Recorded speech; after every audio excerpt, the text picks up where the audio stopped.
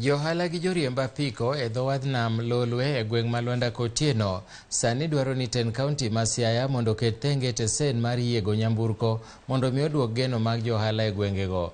Giwacho ni mano dhi konyogi kendo weg nyamburko marito jowuoth mawuok Mbita matiyo gi water bus e dho wath kanyo. Johala go omedo ni bero ni onge bus paka othiro ohala makanyo ka ji mathoth onge tich kendo moko nyalo donjo e weche mag njore masani koro medore mokalo.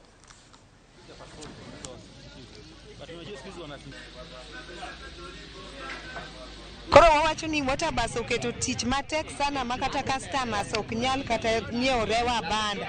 Gibiro to gikawo piyo piyo to gidhi. Koro waywago ni gipangnwa time moro maber ma ginyalo kawega godo rewa ka ginyiewa gimiwa pesa. Sani water bus kobiro to kawo oloro mana joma dhi Kisumo. Joma onego idh kata pikipiki odhi loro Misori idho pikipiki ma Misori. Manyiso ni jo pikipiki ma Misori ema odongo. Koro machielo kaka gik ma ting'o ji kaka dhi Mbita ne wan gi yiedhi ma ting'o ji, yiedhi ne kawo 150 to kane water bus odonjo nochuno yiedhi mondo oduok bei chien nikech koro yiedhi ne onge customers. Koro jomoko nohero bei mapiny emomiyo ne koro watiyo gi to ferry be wan go but ferry gi yiedhi ber moingo water bus. Apiko ma Lwanda Kotieno wadwa ni gi maintain mana ler ma kata ka customer obiro to customer okone ja Lwanda ma Kotieno dum.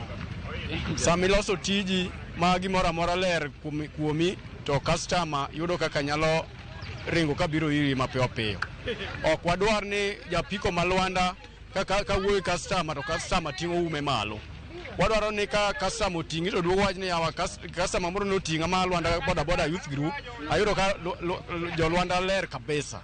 Koro mane wach mwadwaro ni mondo japiko ma Lwanda bede joma ler ma ok ne japiko ma Lwanda olil dakuon saidi tich to wayudo to ma inyowa kabisa dhi Misori ema inyowa kabisa ma japiko ywak mok bere nikech ndalo mane ok odhi Misori to japiko ne tiyo maber kabisa.